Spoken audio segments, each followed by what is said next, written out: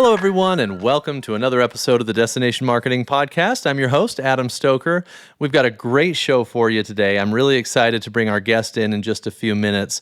But before I do, I'm going to share a little bit of personal news today that's not so much like a hot take on what's happening in the industry or anything like that, but it's a pretty cool milestone that I've been able to hit that I wanted to share with you all. And I had the opportunity over the last few weeks to find out that I have finally achieved my Certified Destination Management Executive certificate through Destinations International, and I'm proud of it. It's something that when I started the program, I don't think I realized how rigorous of a program it is. I don't think I realized, like I saw it on paper, and it didn't seem like that many conferences to attend and adding a few days on the front end of the conferences to make sure that I was able to catch all the education.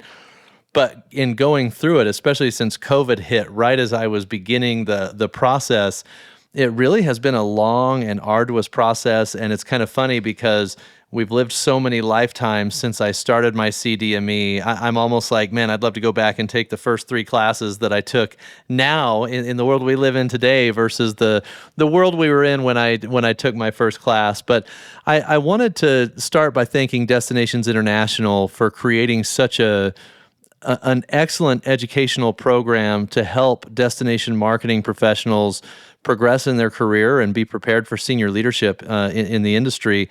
And I really felt like the instructors that they chose, and I'm going to name a few of the instructors that I had, but the instructors that they've chosen are really great thought leaders in the topics that they provide education on. They were excellent instructors, and it was very clear that they weren't just teaching something that they had read in a syllabus, but they actually had lived through a lot of the situations and topics that they were sharing with us in the CDME program.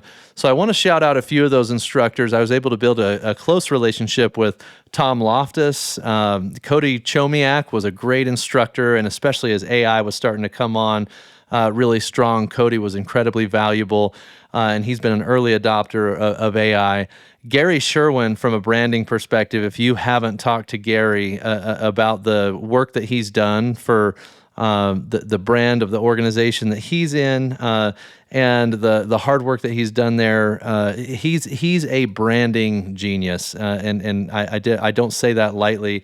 Kelly Miller, who has since retired since he started teaching in the program, and since he was my teacher, he was an excellent instructor as well. David Holder, he was my first teacher with strategic issues in destination management. He taught in conjunction with Mara Gast, and I mean, the two of them, I can't imagine a couple of better people to learn from in our space. So I was really fortunate to have the instructors that I had, to learn the things that I learned. And, as a vendor, I think I was, one of the early vendors that went through, or at least that started the program. I think there was lots of vendors that finished before I did. But it was really fascinating to go through that program as a vendor, and I was really grateful that I did because it really allowed me to get kind of behind the scenes and understand what a lot of my peers in the destination marketing industry are dealing with, but without the kind of veil of not being inside the organization and not being behind the scenes removed. And so I was really able to learn and get a lot of insight on why decisions are made a certain way in the space, and maybe why, if I've sent a proposal over, what are some of the roadblocks that happen on the other side that as a vendor I just am not aware of. I learned a lot about funding and advocacy and stakeholder engagement. And it really just educated me and made me much more well-rounded as a destination marketing professional. So I don't know that I want to go on and on and on and on, but it was just such a fantastic program that I was incredibly grateful for. There were a few changes that I made in my business as a result of the program. Number one is worked with an organization called Destination Core to reimagine the destination website product, because I just feel like, based on where the industry is going and all the things that I learned, our websites today don't truly capture what they need to. They're not the experience that they need to be. They actually need to be an extension of the literal experience that destinations are going to have, that visitors are going to have in our destinations, and we've kind of lost that. I also changed the way I looked at being a support to the industry entirely, where I'm no longer just going to everybody and saying, hey, we want to be your agency of record. I'm instead asking questions about a variety of different problems that destinations need to solve. And as a result, we've been able to do some of the coolest projects that we've ever had. And the strategy projects that we're working on are very different than what you would imagine a traditional agency or marketing firm to do. And that's been incredibly valuable to both us and the clients we've been able to serve. And then, of course, in the process, we built Tourism IQ because we recognize there is just a hunger for content and education and value in the destination marketing space. And since we built Tourism IQ, we're coming up on 1,000 users, 1,000 profiles on Tourism IQ. And I can't believe how many people are using that platform now. It's been really fantastic. So all of those are byproducts of the education that I received through the CDME program. And I think that's the part that a lot of people miss, is that the ideas and innovations that come from getting that kind of an education from the CDME program, it's just going to help us push this industry forward. It's going to help us progress both personally, professionally, and as organizations as we send people through the program. So thank you to Destinations International for such a fantastic education. I really appreciated it. If any of you are going to Portland here in the next few weeks, I'm excited to see you all there in person. I'll be walking on stage and receiving my certificate, and I just can't wait to do that. So thank you so much to Destinations International for that opportunity, and it's an achievement I'm really, really proud of. And with that, I want to invite our guest. Her name is Katie Connor, and Katie is the Director of Destination Development for the Virginia Tourism Corporation. And Katie, I'm so excited to have you join us on the show today. Thanks for having me, Adam, and congratulations on your CDME. That's a wonderful way to kick the conversation off. Thank you. Have you gone through the program? I have not gone through the program. I know colleagues who have. We have a teammate that's going through it now. So just appreciate your takeaway, and a lot of notes that were hit on that were very relevant to the work that we do in destination development. Awesome. Well, I would definitely recommend it to anybody that is debating whether or not to go through the program. It was fantastic for me, and I'm sure it would be for you or anyone else. So thank you. Katie, I'm really excited to have you on the show today. We're going to talk about a variety of different things, but what prompted me to reach out to you is you got a new role at the Virginia Tourism Corporation, and I wanted to reach out and kind of see what led to that change and what you were planning on in that role. So why don't you tell us a little bit about your background and how you ended up in this new role at Virginia Tourism Corporation? Absolutely. Well, thank you for the chance. Hospitality and tourism is certainly in my blood. I was raised in a small business hospitality household. So my grandfather and my dad owned Burger King restaurants, and then we had a select service hotel. So I was working at the front desk at about the age of 8. So really Wow. something that has really stuck with me. And then thinking that was going to be the future, that I would be working in the business. And then as things do, plans change. And I did work in that space, but we pivoted away from that. And I ended up working in local government and was working for the tourism office for the community that I live in. And ironically enough, that was a class project in college of what is your dream job? What would you like to be doing? So when I interviewed for the position, I said, this is not only something I'm interested in, it's what's meant to be. So showed up with my, at the time, made up brochure for the destination that I had created in college several years previous. And really the rest is history. So It's hard to say no to somebody who looks you in the eye and says, hey, by the way, this is meant to be. I'm supposed to work here. yeah, if you don't know it, I know it already. Right. So then was able to transition into the state tourism office at Virginia Tourism, and have been there just about 11 years, and have had an opportunity with a staff retirement and leadership, and then another internal promotion that allowed for this director of destination development position to open, and went through those channels. And I'm very pleased to now be sitting in that role to be leading the team. Great. So 11 years in, you've had the opportunity to work in a variety of different capacities within Virginia Tourism Corporation. Which of the roles that you worked in prepared you most for this new role? I believe just the continuation of working with the team that I'm now leading. And so seeing kind of those day to day demands of either partner requests or just the ability to be able to pivot kind of at the last minute to meet a need that we all know comes up.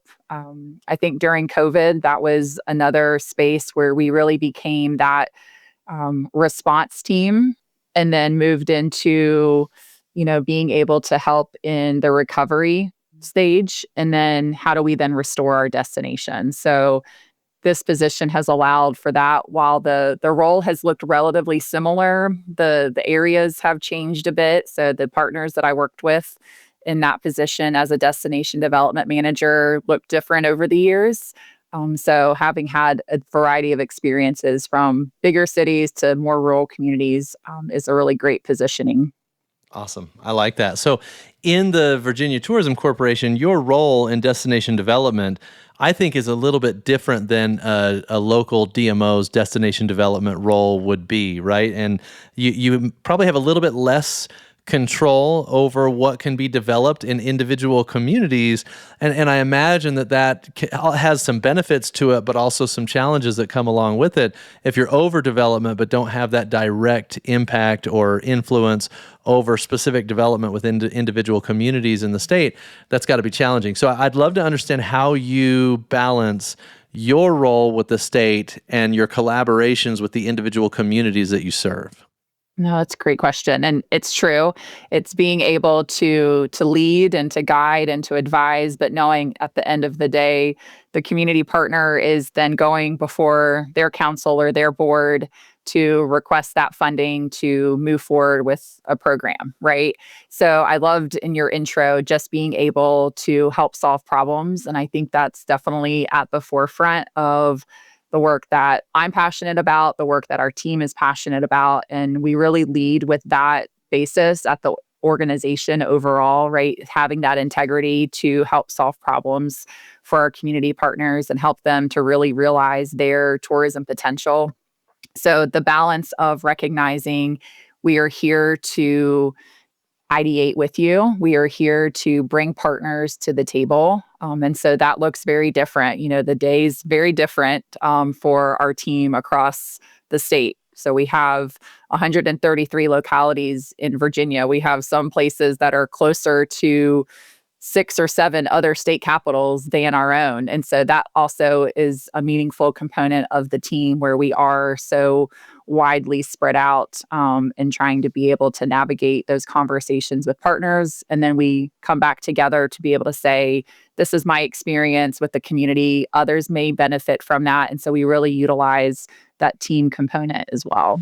Well, and if I remember correctly, you have a team of 6, right? Yes, that's correct. You have 6 people serving 133 different localities, likely with one, maybe 2 points of contact in each individual locality. I mean, how can a team of 6 have a big picture vision for the state and manage that vision all while serving the needs of the individual DMOs within the state? We're fortunate, Adam, because while the destination development team is 6 strong, we have this huge organization of Virginia tourism professionals behind us, whether that's through the marketing team, research, our welcome centers. We have 12 welcome centers in the state. So it seems a bit daunting to say there's 6 covering these localities, but truly it's a team behind. We just happen to be the boots on the ground that are delivering the resources to the community partners. And so being able to really tag team in that space. Our travel counselors at our welcome centers are also engaging with the community partners, making sure that we realize and understand the true experiences that are in the destination. And they may come back to even our team to say, we see a need. Can you help fill that need? And that's really what's valuable about the organization. Okay, I like that. I mean, I guess I want to get into the specific dynamic now between what you do and what the individual communities do. When we talk about your role, there's a vision for the state and where the state needs to go, the goals that the state has, And hopefully that goal is kind of the collective sum of all the individual visions of the destinations that you serve.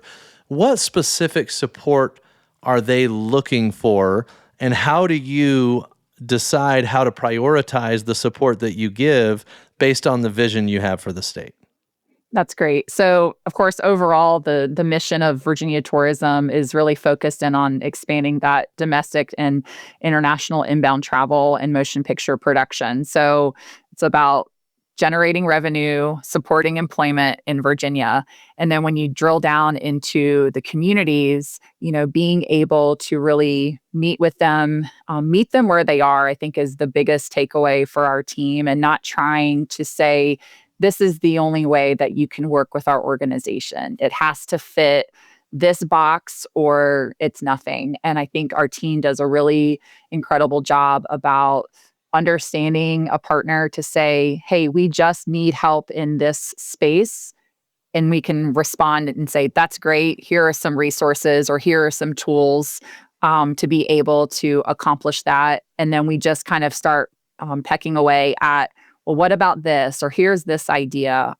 We're great about that continued professional development on the team as well. It's ideal if we could kind of triage the need across the community, but oftentimes the demand doesn't always match up with the need itself.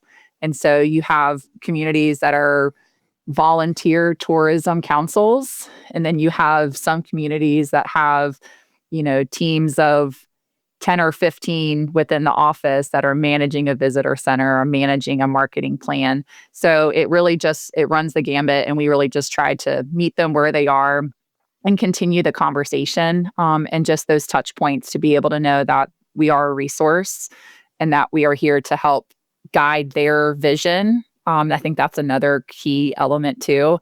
Virginia Tourism, we have our strategies and our plans as a resource for them, but then also doing so in alignment with what the goals are of their individual destination. Great.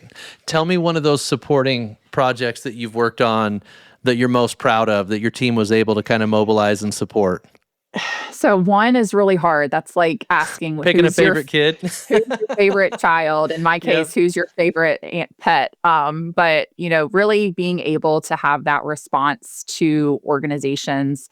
So many had the spotlight on Western North Carolina during Hurricane Helene, of course, and that continued, restoration of those communities is ongoing. In a community in Damascus, which is in Southwest Virginia, our team member there was really intentional about that outreach in the destination. We have an asset, an attraction there, the Virginia Creeper Trail. Damascus itself is known as Trail Town USA. It's where several trails converge, including the Appalachian Trail. And so Kaylin was really able to get in and have the conversations with the partners to be able to determine what that immediate need was. And so the relationship that we already had in that community was really valuable because we were a trusted source coming in, knowing that we were bringing forward ideas for that recovery space. So kind of moving on from the immediate impact. And again, they're still in that recovery phase in that community. But the resilience there was really something that shone through in the days, weeks, months, and now year afterward. And so going through that process, there was a space that was utilized for debris, right? Collection of that. And so it's this development of now what do we do with this space? And so helping lead that team through a feasibility plan of now how do we create something out of destruction? How do we create beauty from that?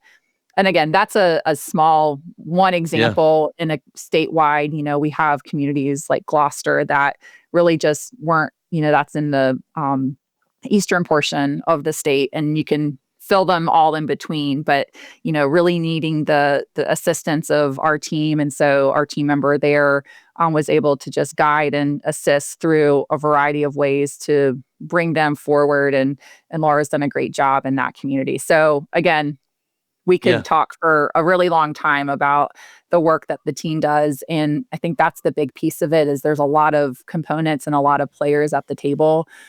We just want to make sure that we're bringing the right folks to the table. And we also know that we aren't always the ones that have the resources, but the Yeah. more that we know that we can bring forward, the better. And hopefully then that will make some change in that destination.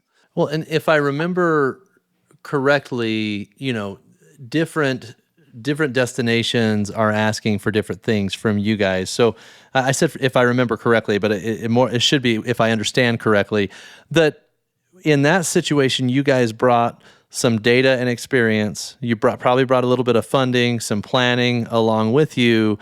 What are people normally asking for from you guys? Is it funding? Do people just want to get as much of the state money to their individual destination as they can, or do they want more of your resources and planning? Or tell me a little bit about what those kind of interactions look like. Ever since we did CMO Jam at Esto last year, my inbox has been full of people saying, okay, when's the next one? When's the next one? When are you going to do the CEO Jam? When are you going to do Digital Marketer Jam? So on and so forth. And it's something that we've put a lot of thought into. And after seeing the success of the CMO Jam product last year, we wanted to make it more frequent. We wanted to make it more scalable. And we've been working on a solution to that. Right now, I'm looking for CMOs who want to participate in the CMO Jam that's upcoming, probably in the next couple of months.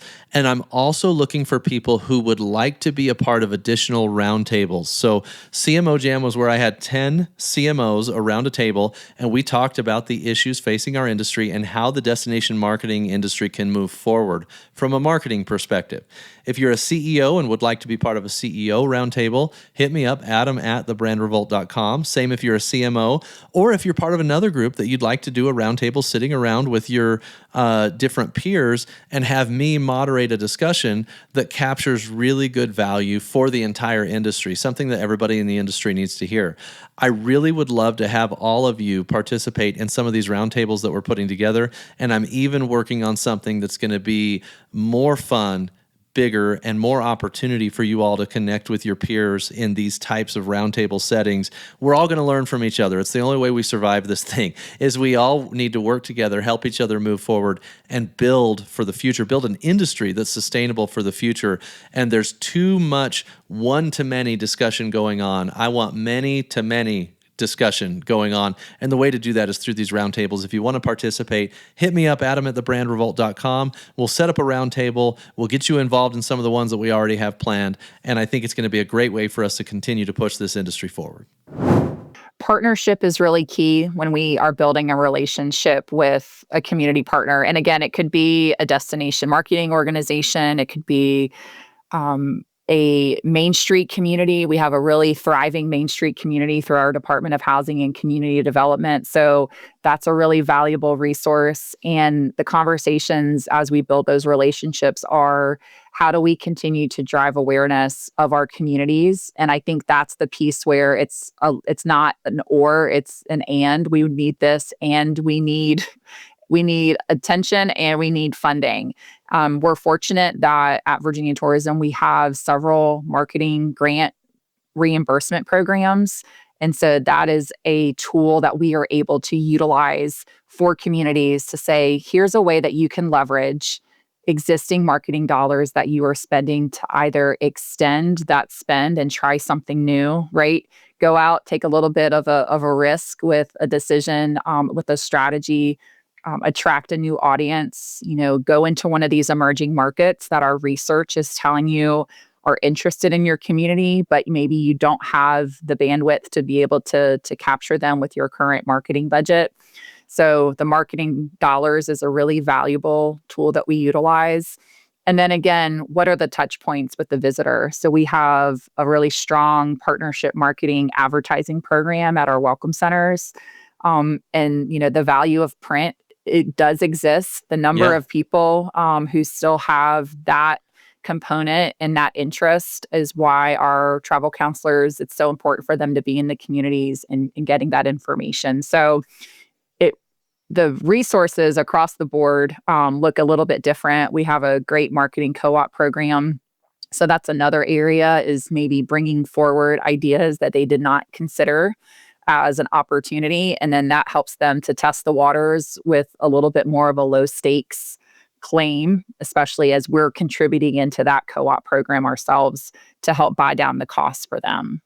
Awesome. Yeah, and those cooperative programs are great because you essentially can put together a menu of offerings, and then the communities on their own can kind of decide which one is the best fit for them. So that makes a ton of sense to me. But I also know that there's situations like what you dealt with some of the damage from the hurricane and stuff. That it's not always just pick from a menu and go. It requires some serious collaboration and stuff from your Right. team. When you and I had our prep call, one of the things that stood out to me is you mentioned that with 133 different communities that you serve, it's going to be very difficult if your expectation is, hey, I had this thing happen in my community. Why hasn't the state reached out? And instead, it kind of needs to be clear to destinations. If you want support from the state, of course they're doing their best and they're going to try to monitor everything they can and give you the support that you need. But the reality is if you need support from the state, you have to speak up, you have to reach out, and you have to tell the state what you're struggling with, because inevitably the people who have the most pressing issue and reach out on their own and are proactive are probably going to get the quickest attention from the state. And so it's really critical that destinations understand the need to communicate and not to just expect the state to anticipate their needs and support. We are fortunate in Virginia to have the number of team members activated throughout the state. And I know that it looks very different in other states. And so I know kind of understanding the role and the responsibility of the state organization is really critical. I feel fortunate that our team, specifically the development managers, are engaged in as many groups as we are. I think it's always, how do we continue that conversation, to know that if there's a question from a local farmer who's interested in, building out their agritourism experience, they know that they can reach out to the destination development manager or a marketing team member or a welcome center travel counselor and say, hey, this is an interest I have. I don't know what the next steps are. And so then we can pull the knowledge that our team has to say, okay, what is your I mean, we get down into does your insurance allow for visitors to your property? Do you have a website? Are you doing social media? Are you, able to have, take payments, you know, digitally versus just showing up with cash? There's a great story, of a local event that came to be because it was just, well, why don't we try this? It was a local farm. She said they were a dairy production, and she shared with her dad, maybe we should plant some sunflowers. And it was, well, why would anyone come to a field and walk through sunflowers, right? And they Clearly, he are hasn't been on Instagram. and they are now 10 plus years in, and they average between 18 and 20,000 Wow. to their event, which spans over 2 weekends. They have special events. And fortunately, I've been able to see it, personally, just that it's in the community I live in. It's a friend. It's someone who's well respected in, the farming community throughout Virginia. But it was just, why don't we try? And I think that's a great lesson. And that's something that she shares across the state, with, well, just try it. Just see what happens. And you can pivot from there if it doesn't work. And that was something I remember during COVID, they had to establish dedicated visitation times, Hmm. right? Same with restaurants, you have to have this many people or you can only have this many people. And from that, they were able to really build out their ticketing system that they've continued to maintain, because before that it was show up, cash only. And so from that experience, they've now really built out, and they do dinners in a field, they host, school days, they host senior days, they host special needs days, and it's really become a destination event, not just in the region, but truly in the state, Yeah. and is really coined as the largest sunflower festival on the East Coast. And Wow. it's a great piece, and it's been really wonderful to watch. What I love about that, and you said that like the starting point to that was why not try it, right? Yeah. That there's essentially dormant assets all over every single state that if somebody would just try something, who knows, maybe you could get 20,000 people a year coming to that attraction, right? So that's kind of a destination development person's dream is if somebody starts asking that, why not give it a try question? Because now you're going to get another asset that you can promote as a destination. I want to get into one of the things that a lot of people we think about it but we don't like really internalize it, I guess, is yes, destination marketing has a really important role for the visitors. But in a lot of these rural communities, and Virginia is no different, where tourism is the primary I would say, industry or revenue source for the community, you end up in a situation where, because it's such a desirable place to visit, it gets more and more expensive and challenging for locals to stay in the area. So then talent retention becomes a really important component of destination development. So, how do you think about tourism's role, not just in bringing visitors, but also creating an economy that allows us to keep the talent from our communities in the community to continue to perpetuate that visitor economy? Well, it's the quality of life piece, right? People love where they live if they can get to the things that they love doing, right? And so we have the great brand of Virginia's for Lovers that we talk about, this is why you come to Virginia, but here's also a way that here's a reason to stay. And so we see that with our community partners, whether it's a tourism sole office or they're partnered with economic development, that they're really leaning in on this sustainability piece for their destination. And tourism allows to create those thriving and sustainable communities where residents experience the restaurants, the events, really those assets that are created with maybe a visitor in mind, but they get to then experience it themselves on a more regular basis.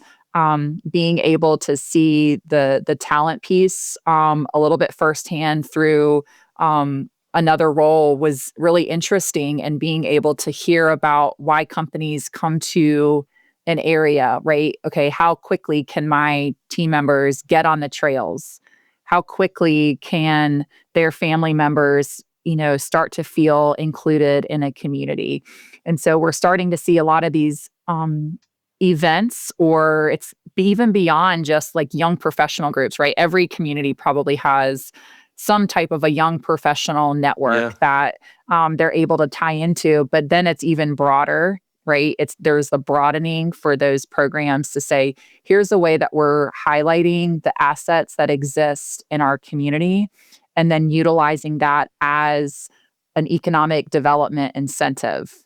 And Yeah. so that's the space where we kind of sometimes feel like we're in this gray area in destination development where it's visitor focus, but then there's also all of these economic development components, and they're tied together. Tourism is the first state for economic development, and we work closely with the economic developers both at the state, regionally, and in the local communities. But it's definitely an asset that we're starting to recognize and is becoming part of more of the strategy conversation, whether it's through our statewide tourism strategic plan, whether it's through one of the community tourism action plans that our team works with destinations on, who are the people that are experiencing these businesses? And then also, are they loving the community enough that they want to contribute as a new business owner, as a new resident in that destination? Yeah. Yeah, I like that. I'm sitting here thinking about how can communities use destination development to kind of protect the talent and keep it in town. And I'll give an example here is, let's say, agritourism, and we've got a lot of farming communities. I'm sure all across Virginia you've got a lot of farming communities, and you look at it and say, okay, how do we retain the children of these farmers that may not want to do exactly what their parents did, or whatever? And I've seen agritourism actually become a major destination asset, including in Virginia, I believe. And when you start to pull on that thread, it's like, okay, well, who are the residents of the community? Is there a big agriculture base? Okay, can we create analog events or owned activities of some sort or even content that helps activate these people to want to be part of the tourism economy and want to stick around? And because somebody who may not want to be a farmer like their parents, maybe they want to own an event that brings people in to showcase the agriculture, because that's a completely different skill set than harvesting the crops, right? So I think if we start thinking about destination development that way, of what are the residents of the community, what do they need, what are their skills, and how can we create tourism assets that allow them to build a life for the future here? It's a really interesting kind of different perspective on how we come up with which activities we're going to focus on. There's the visitor sentiment, but then the resident sentiment is so incredibly important. And seeing kind of firsthand some of those, always ensuring you always see I would say the child component of events, right? Bring your families. Mm. Everything is very focused, family oriented in a lot of our Virginia communities. And so that's a really important aspect. Agritourism specifically, right? It's the diversification of what the farming life looks like, right? We're just coming off of Virginia Agriculture Week, right? Virginia is for farm lovers. Having that concept appeal to ages of, individuals of all ages is really valuable. But being able to have those conversations, and just back to the point of, well, what if you tried this? What if this was a different component? Having people experience the farm in a different way than maybe our parents or our grandparents did. That goes back to the rich culture that exists in Virginia, right? Whether it's Appalachian culture, whether that's Waterman culture on the eastern shore of Virginia, the Middle Peninsula, Northern Neck area. We have all of these cultures. And of course, on the cusp of VA 250 with the American Revolution and all of the anniversary events that are happening, more eyes are now on our state and what the communities are doing, and being able to experience that as a family. We know that the genealogical traveler exists, and coming back when I worked in the local community here, we had a lot of genealogy visitors because the courthouse held records from 7 present day states. So they were coming as far as Wisconsin, and it reached to the Mississippi. And so we have that rich history that people are discovering and getting back, and, building off that nostalgia that I think is very prevalent with a lot of folks these days. I love that. Well, as we kind of wrap up here, Katie, I'd love to know if you could kind of boil it down for the destination marketers that are listening into kind of your most important piece of advice of whether it's how they need to look at destination development or just destination marketing or management in general. What's the best takeaway you would want somebody to have from this conversation? Really approaching the attempt to create product through what the demand in that community looks like, right? We talk about, well, it would be great if we had this. This is working really well in this community. But really leaning into the authenticity of the destination. And if your state has a destination development team, or your community has a destination development team, making sure that they're part of that conversation. So knowing what resources exist to help support that challenge that you see is something that you're trying to address is going to be really invaluable and really important. So being authentic to your community and bringing the right people to the table. Awesome. Katie, this has been excellent. The time flew by, of course, but if people want to learn more about you or some of the work that you're doing at Virginia Tourism Corporation, what's the best way for them to do so? I'm active on LinkedIn, so please reach out there. It's my full government name, so Catherine R. Connor, but again, or email at kconnor@virginia.org. Of course, our website has all contact information. So vatc.org is our industry page, and appreciate the time. Awesome. Katie, this has been a lot of fun. Really appreciate you taking the time, and congrats on the new role. I'm really excited to see you continue to develop in your destination development role. Thanks, Adam. I appreciate it. Awesome. And thanks everybody for listening. If you enjoyed today's episode, please don't forget to leave us a rating or a review. It helps us continue to bring you amazing guests like Katie. Thanks everybody, and have a great week. It's no secret that the advertising agency model is changing. I've talked about it a lot on this show, and it's no different for me and my organization. A year and a half ago, I went to my team and I said, we have got to change the way we think. And we've got to change the way we're valued for our clients. We can no longer be valued for what we do because tactics are continuing to become commoditized and even achievable by AI tools. And so we've been working really, really hard to make that conversion from tacticians to strategists, and our team's done an incredible job of that. And in that process, we've had a lot of conversations with different destinations about what type of projects they need help with. Instead of doing the whole agency of record thing where we take all your media spend and all your different tactics that you're doing, instead, we want to solve a specific strategic problem that destinations have. We've had one destination that had us build a corporate partnerships program for them, and we're in the process of that right now. We had another destination that really wanted us to build a Reddit strategy for them.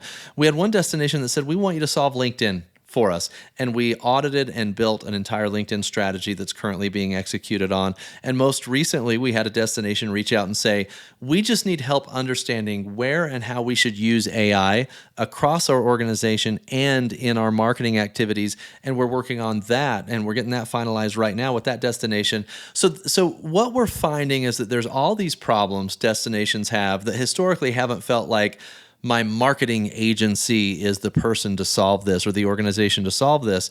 And that's created a lane where we're working with destinations of all shapes and sizes to help them solve these narrow strategy projects that maybe have been sitting on the shelf needing to be done for a very long time.